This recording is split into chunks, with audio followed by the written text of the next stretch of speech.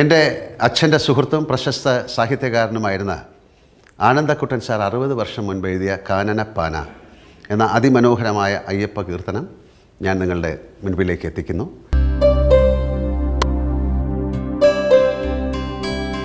ശരണം ശരണം ശരണം ശരണം. മലയാളികൾക്കേറെ പ്രിയപ്പെട്ട ഗാനരചയിതാവും തിരക്കഥാകൃത്തുമായ ശ്രീ ഷിബു ചക്രവർത്തി സാർ നമ്മോടൊപ്പം ഉണ്ട്. സാർ നമസ്കാരം. നമസ്കാരം. സർ, കാനനപ്പാന എന്ന ഈ കൃതി നൽകുന്ന സന്ദേശം എന്തായിട്ടാണ് സാറിന് തോന്നിയത്? അയ്യപ്പ കീർത്തനങ്ങളിൽ, അയ്യപ്പ ഭക്തി ഗാനങ്ങളിൽ എനിക്ക് തോന്നുന്നു ഞാൻ കേട്ടേക്കുന്നത് വളരെ വ്യത്യസ്തമായ ഒരു വർക്കായിട്ടാണ്. അത്ഭുതം തോന്നി. 60 വർഷം മുമ്പ് ഇത്തരത്തിലൊരു വർക്ക് ചെയ്തു. നമ്മളെ ഇന്ത്യൻ തിയറി അനുസരിച്ചിട്ട് 4 ഫോൾഡ് തിയറിയാണത്. കാരണം വെച്ചാൽ പുരാണങ്ങൾ അനുശാസിക്കുന്ന ഭക്തിയുടെ, പ്രതിഷ്ഠയുടെ ഒരു തലം. ഇത് കഴിഞ്ഞാൽ എങ്ങനെ ജീവിക്കണം എന്നുള്ള ഇതിഹാസത്തിൻ്റെ തലം. അടുത്തത് ബ്രാഹ്മണങ്ങളും ഇതെല്ലാം കൂടി ചേർന്നിട്ടുള്ള വേദങ്ങളുടെ ഒരു ഇത്. പിന്നെ വേദാന്തം എന്ന് പറയുന്ന ഉപനിഷത്തിൻ്റെ സ്ഥലം. ഈ പറയുന്ന പ്രാർത്ഥനയുടെ പ്രഥമം പ്രതിഷ്ഠ എന്നാണ് ശങ്കരാചാര്യനെ പറ്റി പറയുന്നത്. ഏറ്റവും പ്രഥമമായിട്ടുള്ള ആദ്യത്തെ ഭക്തിയുടെ ഏറ്റവും ആദ്യത്തെ സ്റ്റേജ് അത്. ഇവിടുന്ന് ഹൗ ടു ലിവ്, എങ്ങനെ ജീവിക്കണം, അത് പഠിപ്പിക്കുന്നതാണ് ഇതിഹാസങ്ങൾ. ഇത് കഴിഞ്ഞാലാണ് വേദങ്ങൾ വരുന്നത്, ഉപനിഷത്ത് വരുന്നത്. ഈ ഉപനിഷത്തിലാണ് തത്വമസി പോലെയുള്ള ഫിലോസഫിക്കൽ ഇത് വരുന്നത്. എന്ന് പറഞ്ഞാൽ നീ എങ്ങും ദൈവത്തിന് അന്വേഷിച്ചു പോകണ്ട. ഈ അന്വേഷണം എല്ലാം തിരിച്ച് നിന്നിലേക്ക് കൊണ്ടുവരാൻ പറയുന്നത് അവിടെയാണ്.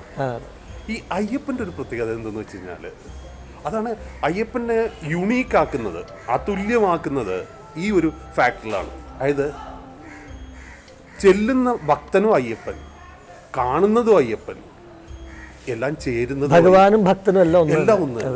അതാണ് അവിടെ തത്വമസി എന്ന് എഴുതി വെച്ചിരിക്കുന്നത്.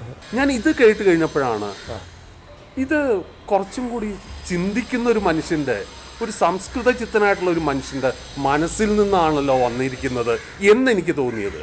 കാരണം ഓരോ വരികളിലും ഉണ്ട് ആ സന്ദേശങ്ങൾ. കാടകം ഒരു കോവിലായി കേവലം മേടുകളും പ്രദക്ഷിണ വീതിയായി വീടുവിട്ടിതാ വന്യമൃഗങ്ങളെ പേടി കൂടാതെ കൂടി മഹാജനം.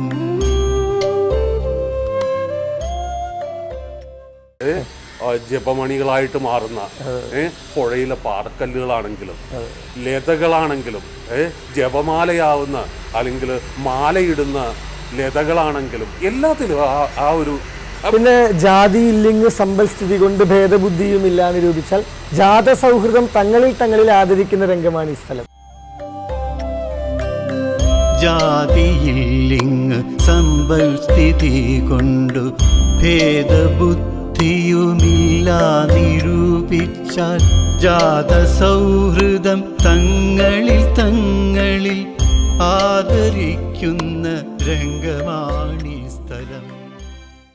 സാമ്പത്തിക വ്യത്യാസങ്ങളില്ല, മതവ്യത്യാസങ്ങളില്ല, ജാതി വ്യത്യാസങ്ങളില്ല, ഇതൊന്നുമില്ല എന്ന് പറയുന്ന, അത് ഞാൻ പറഞ്ഞത് സാധാരണ ഭക്തിയുടെ അപ്പുറത്തേക്ക് ഇദ്ദേഹം ചിന്തിച്ചിരിക്കുന്നു എന്നുള്ളത്. സമത്വം എന്നൊരു പദം കൂടുതൽ കൃത്യമായി എടുത്ത് പറഞ്ഞിട്ടുണ്ട്. തീർച്ചയായിട്ടും ആദ്യത്തെ പ്രഥമം പ്രതിഷ്ഠ എന്ന് സഞ്ചരിച്ച് അവസാനം നീ തന്നെയാണ് ദൈവം, നീ തന്നെയാണ് അത് എന്ന് പറയുന്ന തത്വമസിയിൽ എത്തിച്ചേരണം എന്നുള്ള ഒരു ഇത് ചിന്തിക്കാതെ അവർ അന്ന് ഈ തിയറിയിൽ നിന്നും ഉണ്ടാക്കി വെക്കില്ലല്ലോ.